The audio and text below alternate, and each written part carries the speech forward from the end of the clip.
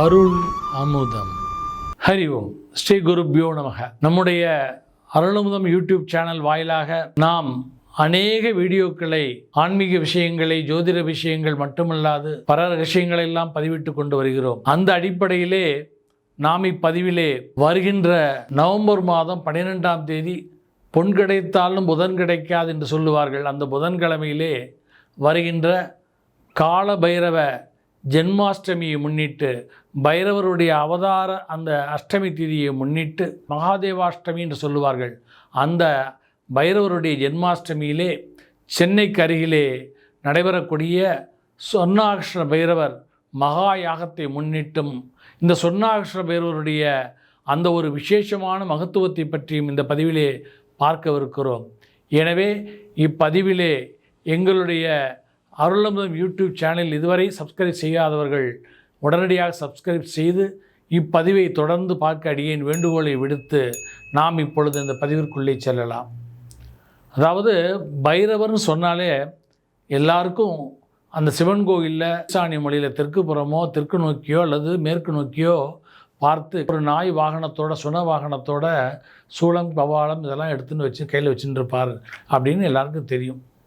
இன்றைக்கி பைரவருடைய வழிபாடுங்கிறது ரொம்ப பிரசித்தமான ஒரு வழிபாடாக எல்லா இடத்துலையும் பரவின்னு. ஏன்னா காசியினுடைய காவல் தெய்வமே பைரவர் தான். அதனால தான் காசிக்கு போகிறவா முதல்ல பைரவர் வழிபட்டு தான் அப்போ தான் விஸ்வநாதரை வழிபடணும் அப்படின்னு சொல்லுவாள்.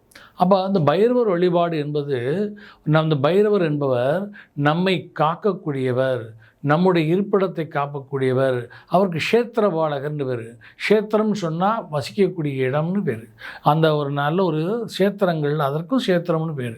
நாம் வசிக்கக்கூடிய இடத்துக்கும் க்ஷேத்திரம் தான் பேர். அதனால் இப்போ சொல்லுவா இல்லையா, நீங்கள் எந்த க்ஷேத்திரத்தில் இருக்கீள், எங்கே வசிக்கிறீள்னு கேட்பா இல்லையா.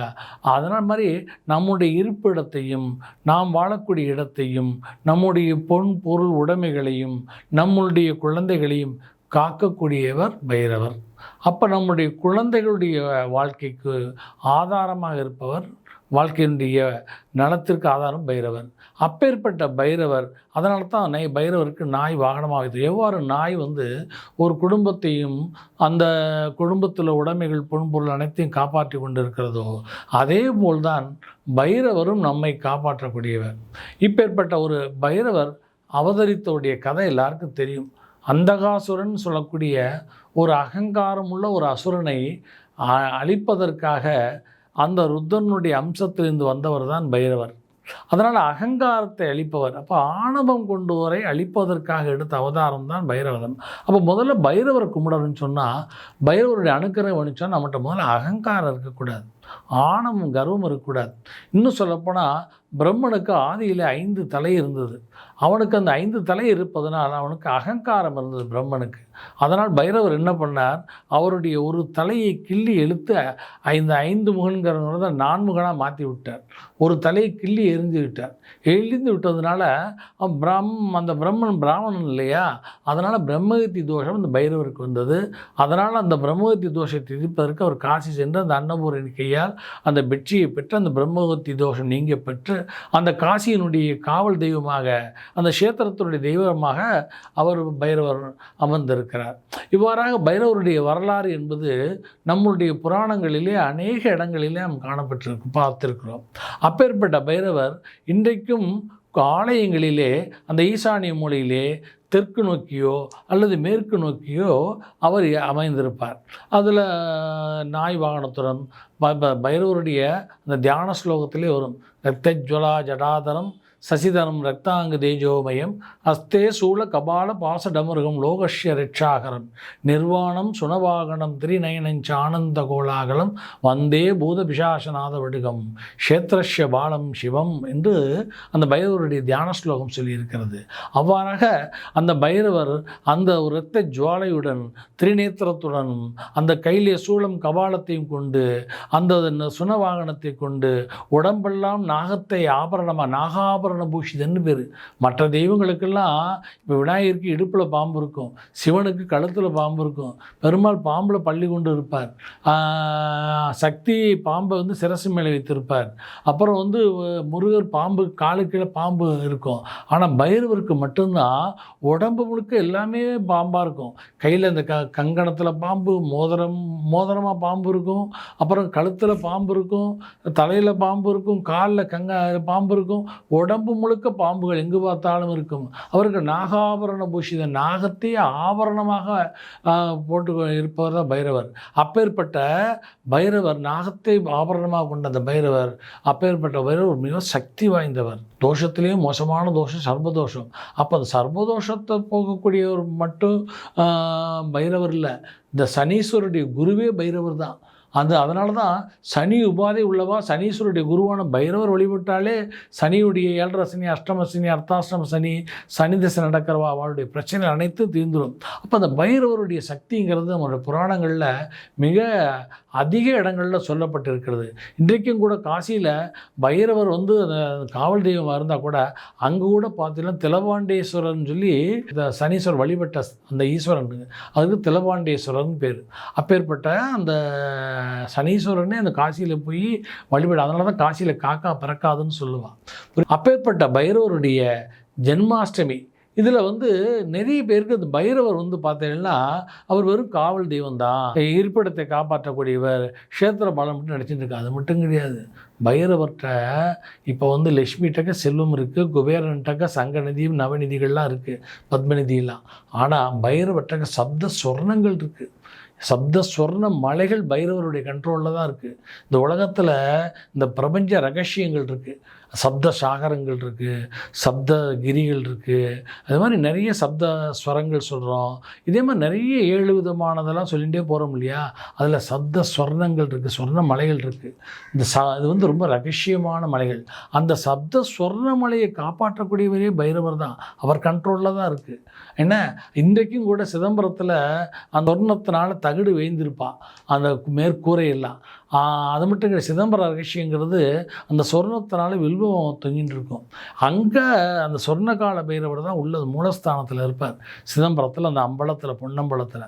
அப்போ அந்த பைரவர் வந்து எங்கெங்கெல்லாம் இருக்கிறார்னோ அங்கெல்லாம் பெரிய சொர்ண புதையல் இருக்கிறதுன்னு நம்முடைய சாஸ்திரங்கள் சொல்கிறது. அப்பேற்பட்ட பைரவர் வந்து முக்கியமான இடங்களில், முக்கியமான ஸ்தலங்களில் அங்கே பைரவர் காவல் காத்து கொண்டு இருப்பார்னு சொல்கிறது. அப்பேற்பட்ட பைரவர் இந்த சப்த சொர்ணங்களுக்கு அதிபதியாக இருக்கிறார். எனவே ஒருத்தர் வந்து சொர்ணத்தை நிறைய, எனக்கு ஒரு கையில் ஒரு சின்ன ஒரு ஆபரணம் கூட இல்லையே, ஒரு மோதிரம் கூட போட முடியல, என்னால் ஒரு தோடு கூட போட முடியல, இல்லை சில பெண்கள் நன்றி மாங்கல்யம் கூட சொர்ணத்தால் இல்லையே, அதை கூட நான் மஞ்சள் கட்டி வச்சுட்டுருக்கேன், அந்த அளவுக்கு தாரித்திரியம் இருக்குது. இந்த மாதிரி உள்ளவாள்லாம், சொர்ணம் இல்லாதவாள்லாம் சொர்ணாகிருஷ்ண பைரவர் வழிபட்டாலே போதும். அதற்கு ஒரு நல்ல ஒரு வாய்ப்பை அடியேன் வந்து எங்களுடைய அருளமுதம் சமய அறக்கட்டளை சார்பாக வருகின்ற நவம்பர் மாதம் 12ஆம் தேதி அந்த பொன் கிடைத்தாலும் புதன் கிடைக்காது என்று சொல்லக்கூடிய அந்த புதன்கிழமையிலே வரக்கூடிய கால பைரவ ஜென்மாஷ்டமி, பைரவர் அவதரித்த அந்த ஜென்மாஷ்டமி தினத்திலே நாம் சென்னைக்கு அருகிலே, அந்த உரகடத்துக்கு அருகிலே அமைந்துள்ள எலிச்சூர் என்கின்ற பழமையான புராதனமான கிராமத்தில் அமையப்பெற்றுள்ள அந்த நல்லிணக்கணேஸ்வரர் சண்முக விநாயகர் ஆலயத்திற்கு அருகில் அமைந்துள்ள அந்த யாகசாலையிலே வைத்து நாம் அங்கே பைரவர் சன்னதியும் இருக்கிறது. அங்கே வைத்து நாம் இவ்வருடம் விசேஷமாக, மற்ற வருடங்களெல்லாம் காலபைரவ அஷ்டமியை முன்னிட்டு அடியேன் காசியிலே செய்திருக்கிறேன், வாராங்கலிலே செய்திருக்கிறேன், பல ஸ்தலங்களில் சென்று இந்த பைரவருடைய காலபைரவ ஹோமம், அஷ்டபைரவ ஹோமம், சதுசிருஷ்டி பைரவ ஹோமம் போன்ற பல யாகங்களை செய்திருக்கிறேன். இவ்வருடம் பிரத்யேகமாக எல்லோருக்கும் வாழ்விலே நிறைந்த சொர்ணங்களும் தனங்களும் பெருக வேண்டி நாம் விசேஷமாக ஒரு விசேஷ மந்திரங்களுடன் கூடிய சொர்ணாகிருஷ்ண பைரவ யாகத்தை நடத்த உள்ளோம். எனவே இந்த யாகத்திலே நாம் வந்து பலவிதமான மூலிகை திரவியங்கள், வாசனாதி திரவியங்கள், அது மட்டுமல்லாது விசேஷமான சில மூலிகைகளை கொண்டும் இந்த யாகத்தை செய்யவிருக்கிறோம். அதன் மட்டுமல்ல, பூர்ணமாக சொர்ணத்தையும் ஆகுதியாக கொடுக்கிறோம். இவ்வாறாக அந்த சொர்ணாகர்ஷ்ண யாகத்தை பல வேத விற்பனர்களை கொண்டு அந்த சொர்ணாகர்ஷ்ண பைரவனுடைய மூல மந்திரங்கள் மற்றும் விசேஷ மந்திரங்களை கொண்டு அந்த ஆகர்ஷண மந்திரங்களை கொண்டு நாம் செய்கின்ற பொழுது அந்த யாகத்தில் யாரெல்லாம் கலந்து கொள்கிறார்களோ, முன்பகுதி செய்து கலந்து கொள்ள அவர்கள் அத்தனை பேருக்கும் அந்த சொர்ணாகர்ஷ்ண பைரவனுடைய பரிபூர்ண அருளால் அவர்கள் இல்லத்திலே தன ஆகர்ஷணமும் சொர்ணாகர்ஷணம் நிறைந்து அவர்கள் வாழ்க்கையிலேயே நிறைந்த வளமும் பெற்று சந்தோஷமாக வாழ ஒரு அற்புதமான வாய்ப்பு இவ்வருடம். அதுவும் இந்த வருடத்திற்கு விஸ்வாவசு வருடம் என்று பெயர். விஸ்வம் என்று சொன்னால் உலகம் என்று பொருள், வசு என்று சொன்னால் செல்வம் என்று பொருள். எனவே இந்த விஸ்வாவசு என்கின்ற வருடத்திலே இந்த உலகத்தில் உள்ள செல்வங்களை எல்லாம் வாரி வழங்கக்கூடிய ஒரு அர்த்தத்தை பொருள் கொண்ட இந்த விஸ்வாவசு வருடத்திலே நாம் இந்த சொர்ணாகர்ஷ்ண பைரவ யாகத்தை செய்கின்ற பொழுது இந்த உலகத்தில் உள்ள சப்த சொர்ண மலையிலே காக்கக்கூடிய அந்த பைரவருடைய அருளை பெற்று அவர் அருளால் அந்த சப்த சொர்ண மலையிலிருந்து அந்த தனத்தை, இந்த சொர்ணத்தை நாம் ஆகர்ஷணமாக இழுத்து வரப்பெற்று எல்லோருக்கும் பகிர்ந்தளிப்பதற்காக இந்த யாகத்தை செய்யவிருக்கிறோம். இந்த யாகத்தில் கலந்து கொள்ள விரும்புபவர்கள் எங்களுடைய அருள்முதம் சமய அறக்கட்டளைக்கு குடும்பம் ஒன்றுக்கு, கோத்திரம் ஒன்றுக்கு 2000 ரூபாய் நன்கொடையாக எங்களுடைய ட்ரஸ்ட்டுக்கு அனுப்பி, மேலும் இந்த யாகத்தில் கலந்து கொள்பவர்கள் தங்களுடைய கோத்திரம், பேர், நட்சத்திரம், ராசி முதலியவற்றை எங்களுடைய அந்த கீழ்கண்ட நம்பருக்கு பணம் அனுப்பி அதனுடைய ஸ்க்ரீன்ஷாட்டை அனுப்பி இந்த பேர், நட்சத்திர ராசிகளையும் மொபைலில் டைப் செய்து அனுப்பிவிட்டால் நாங்கள் இந்த சொர்ணாகர்ஷ்ண பைரவர் இந்த ஒரு வாட்ஸ்அப் குரூப் ஒன்று தொடங்கி அதில் உங்கள் பெயரை பதிவு செய்து கொண்டு நான் அந்த யாகத்தின் போது அந்த யாகத்தை பற்றிய விவரங்களை எல்லாம் உங்களுக்கு அனுப்பி அந்த யாகம் எப்பொழுது ஆரம்பிக்கிறது, எத்தனை மணிக்கு தொடங்கும், எத்தனை மணிக்கு முடியும், மேலும் இந்த யாகத்தை நாம் லைவாக யூடியூப்லேயும் நாம் வழங்க இருக்கிறோம். மேலும் இந்த யாகத்தில் கலந்து கொள்வதற்கு நாம் பிரசாதங்களை வழங்க இருக்கிறோம். அந்த விசேஷமான அந்த சொர்ணாகர்ஷ்ண பைரவருடைய பிரசாதங்கள் தங்கள் இல்லங்களுக்கு வருகின்ற பொழுது அவருடைய இல்லத்திலே அந்த சொர்ணம், அந்த தங்கமானது செழித்தோங்கி அவர்கள் வாழ்விலே வளமும் நலமும் பெற உடனடியாக பதிவு செய்துள்ள அடியேன் வேண்டுகோள் விடுத்துக்கொண்டு இந்த சொர்ணாகர்ஷ்ண பைரவருடைய அருள் எல்லோருக்கும் கிடைக்க அடியேன் பிரார்த்தித்து, எல்லோருக்கும் அந்த சொர்ணாகர்ஷ்ணனுடைய பைரவர் அனுக்கிரகத்தினால் எல்லா செல்வங்களும் கிடைக்க எல்லோரும் இந்த யாகத்திலே கலந்து கொள்ள மீண்டும் அடியேன் வேண்டுகோளை விடுத்து அமைகிறேன்.